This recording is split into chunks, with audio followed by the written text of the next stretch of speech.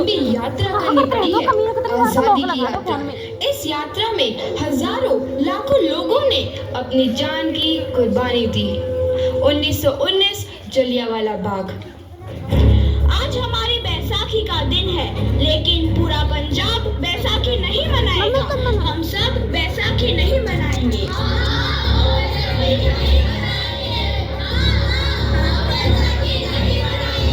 जब तक हम अंग्रेजों को भारत से बाहर नहीं निकाल देते, पूरा पंजाब बैसाखी नहीं मनाएगा। अच्छा, तो तुम सब हमारा विरोध करता है, भाग जाओ यहाँ से। इसका अंजाम बहुत ही बुरा होगा। हम नहीं जाएंगे, तुम लोग जाओगे। हमें नहीं, तुमको भारत से भागना होगा। Soldiers fire!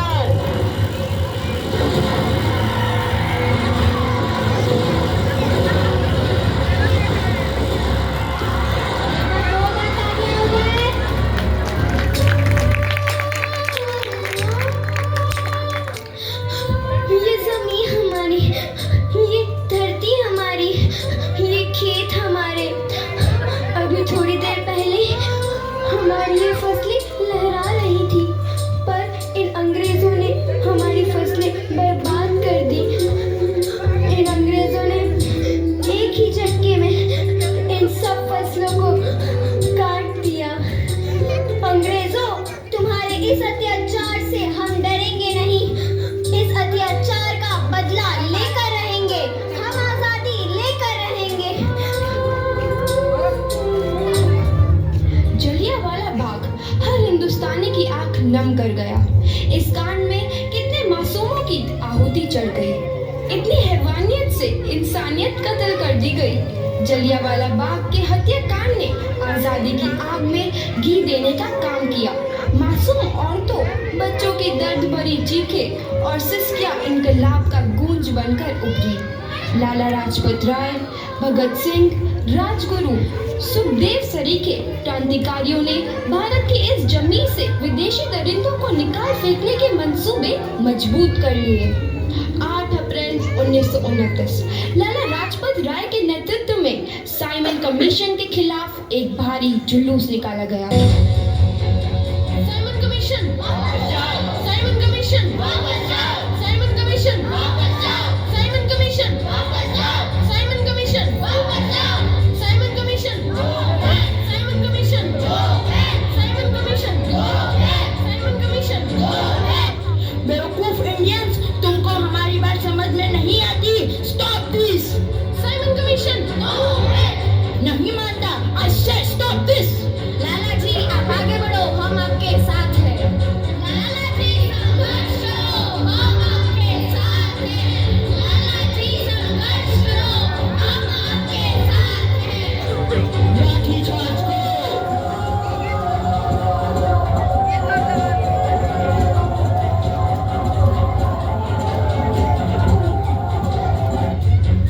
लाला जी को तो बहुत गहरी चोट लगी है, उनका सर फट गया है। मेरे शरीर में लगी एक एक लाठी अंग्रेजी सरकार के कफन में कील का काम करेगी।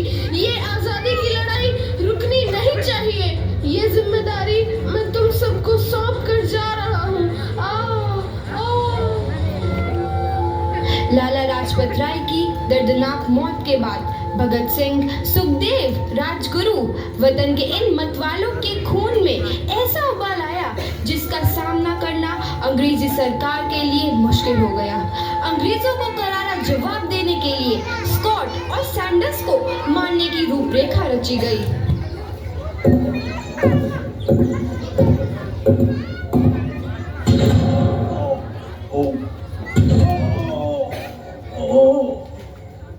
सैंडर्स मारा गया। चारों तरफ तहलका मचा था। दीवारों पर लिखा था, लाला जी की मौत का बदला ले लिया गया है।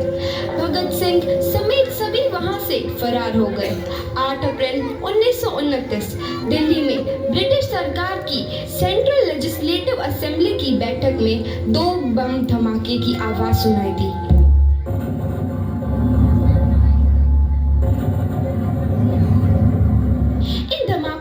अंग्रेजी हुकूमत को हिलाकर रख दिया। इस घटना को अंजाम देने वाले भगत सिंह, राजगुरु और सुखदेव ने अपने आप को अंग्रेजों के हवाले कर दिया। 1930 को अदालत ने अपना फैसला सुनाया। मुलजिम भगत सिंह, मुलजिम राजगुरु, मुलजिम सुखदेव को दफ़ा 121 और दफ़ा 302 के तहत ये अदालत तीनों को मुजरिम करार देती है और इस गुस्ताखी के लिए ये अदालत इन तीनों को सजाए मौत की सजा सुनाती है। सरफरोशी की तमन्ना अब हमारे दिल में है, देखना है जोर कितना बाजुए कातिल में है।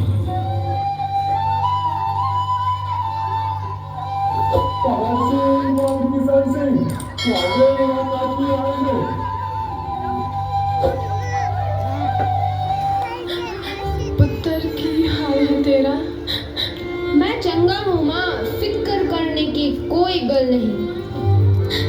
पुत्र, मेरा दिल तेरी तरह पत्थर दिल नहीं होगा। तेरी ये गला सुन के मेरा कलेजा फटे जा रहा है। माँ, मेरा दिल कोई पत्थर जैसा नहीं है, एक वतन परस्त का दिल है जो मेरे देश प्रेम के जज्बे को ताकत देता है। बेटा, मेरा लाल। माँ, आज मेरी तपस्या पूरी होने जा रही है। जे तू रोई तो मैंने तकलीफ होइया। सोच, तेरा पुत्र आज शादी करने वास्ते जा रहा है। फर्क केवल इतना है, वो घोड़ी पर नहीं फांसी पर चढ़ने वास्ते जा रहा है। आज तू क्रांतिकारी की माँ है, कल तू एक शहीद की माँ होगी। माँ, पुत्र भगत, तू इतनी छोटी उम्र में हम सबको छोड़ के चला जाएगा? तूने जिंदगी में देखा ही क्या है पुत्र? मैंने अपनी माँ देखी है जिसने मुझे एक ही बात बताई है कि बेटे, अपने देश के लिए एक बार मरना 100 बार जन्म लेने के बराबर होता है। अच्छा माँ, अब आशीर्वाद दे, आखिरी बार विदा लेने का समय आ गया है। भगत, मेरे लाल।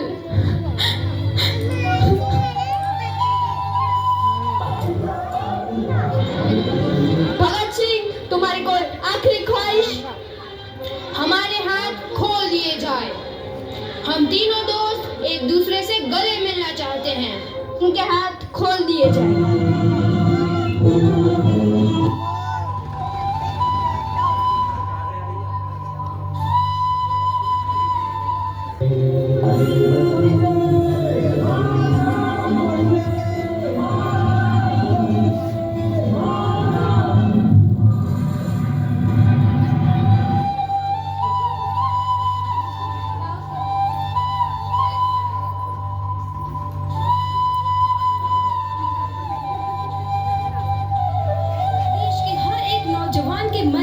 आजादी की नई उमंग हिलोरे लेने लगी। अंग्रेजों भारत छोड़ो का नारा जोर पकड़ रहा था। सबने एक आजाद भारत का सपना देखना आरंभ कर दिया था। हर कोई अपने अपने ढंग से इस महायज्ञ में अपनी आहुति दे रहा था। सुभाष चंद्र बोस, रानी लक्ष्मीबाई, तात्या टोपे और मंगल पांडे जैसे शहीदों की कुर्बानी रंग लाई। 15 अगस्त 1947 को भारत आजाद हुआ।